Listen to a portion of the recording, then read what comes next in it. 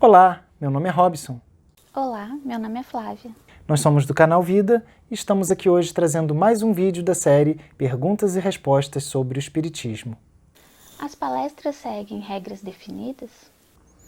Interessante. É uma pergunta sobre as regras que seguem ou não as palestras dentro do Centro Espírita. Por padrão, nós temos que considerar que não existem rituais dentro da doutrina espírita. Então, o ritual é aquilo que você tem que fazer para alcançar alguma coisa. Não existe. E nem pode existir. Porque nós, estudando o Espiritismo, nós vemos que não é o ritual. Quantas vezes eu me ajoelho, fico em pé ou sento, ou quantas vezes eu rezo um Pai Nosso, uma Ave Maria, que vai me dar algo de bom. Mas a nossa sinceridade, a nossa pureza, a nossa honestidade com aquilo que estamos fazendo. Então, eu não tenho que fazer determinado ritual para alcançar alguma coisa. Porque se assim o fosse, Deus estaria mais preocupado com as causas exteriores do que com a essência.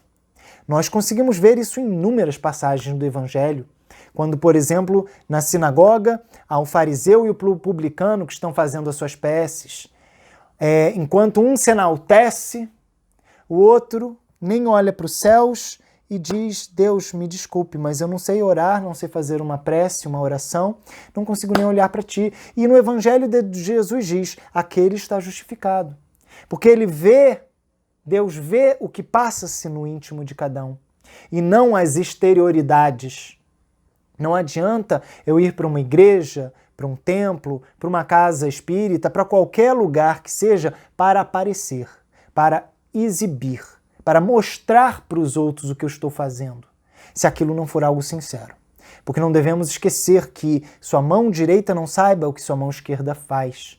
E isso é a maior conotação da humildade, da constrição, de você fazer algo puro e sincero. Dessa forma, nós observamos então que regras, rituais definidos, você tem que fazer isso, você tem que fazer aquilo, nunca existirá num centro espírita. Se existir, não é centro espírita. Ou pode até ser, mas ser uma coletividade de irmãos que ainda não estão tão esclarecidos com toda a grandiosidade da ciência filosófica que Kardec nos trouxe. E está colocando dentro do espiritismo ritos, fantasias, religiosidades que não são questões que nos engrandecerão. Vamos observar, no entanto, que algumas questões, como determinações específicas, podem acontecer, pois a nossa vida ela é baseada em organização. Sem ela não funcionaria. Então, se um lugar está determinado para começar uma reunião às 8 horas, às 8 horas ela tem que começar. E fecham-se as portas. Não porque vai acontecer uma coisa muito ruim, não, nada disso. É porque você precisa de paz, de concentração. Aquelas pessoas que estão indo ali, elas têm que se programar com antecedência. Não se diz aquele famoso ditado, a missa se espera na igreja? Pois o padre ele tem um horário dele começar a missa dele e as pessoas têm que estar lá com antecedência. Por respeito ao padre, por respeito à instituição, por respeito àqueles espíritos que ali estão. A mesma coisa com os pastores ou também nas casas espíritas. Então o horário ele é rígido e não pode ser interpretado como um rito, como um ritual, mas como uma ordenação. Tem um horário para terminar? Sim, precisa ter um horário para terminar. Porque senão algumas pessoas fariam uma palestra, uma explicação de 10 minutos, porque não quer falar muita coisa, ou outros passariam o dia inteiro falando que nem eu. Então não dá, você tem que ter um controle de horário. Porque se for depender para mim, eu passo 2 horas falando, tranquilo. Mas isso passa a ser tedioso, cansativo, não engrandece. Então é melhores pílulas de conhecimento do que você passar 2 horas lá e não voltar mais. O que adianta? Então é necessário um horário para concluir, um horário para terminar. Mas isso não tem nada a ver com ritual, de se passar 10 minutos ou menos, vai acontecer alguma coisa. Não, não vai. É apenas que você precisa ter estabelecido o horário de início e fim, até porque todas as pessoas que vão estar lá presentes e as que vão ministrar a palestra também têm seus compromissos na sua vida. Uns saem do trabalho, outros vão trabalhar depois, então é necessária essa organização.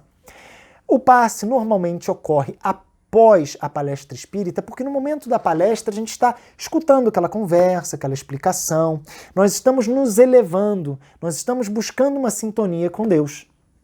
E após isso, aqueles que querem, que desejam, que têm interesse, não são obrigados, se dirigem à sala, que será feito o passe. Essa sala também não é um ritual. Ela é fechada, mas pode ser um passe aberto também, todos, nada impede. A questão de ser uma sala fechada, com uma luzinha azul ou uma luzinha fraca, as pessoas estarem em círculo, nada tem a ver com crenças, com nada tem a ver com nada.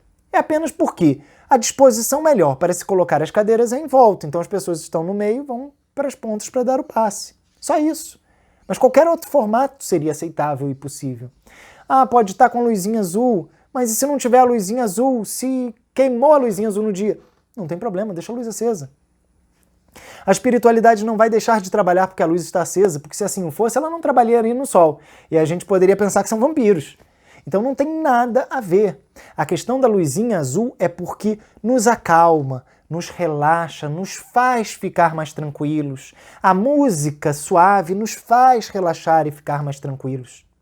Mas se para uma determinada pessoa ela fica relaxada e tranquila ouvindo Fear of the Dark de Iron Maiden com uma luz vermelha, não há o menor problema. O trabalho pode ser feito. Então não há ritos, não tem que ser a luzinha azul, não tem que ser aquela luzinha. Tem gente que consegue se relaxar e se tranquilizar mais no silêncio, no escuro total. Ou pessoas ali dentro ficariam claustrofóbicas, agoniadas. Pode-se deixar a luz acesa assim, não há o menor problema.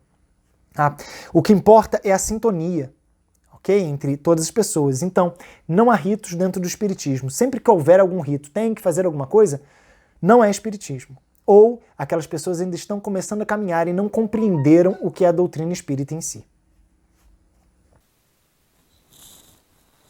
E nos encontramos semana que vem para mais um vídeo da série Perguntas e Respostas, aqui no canal Vida.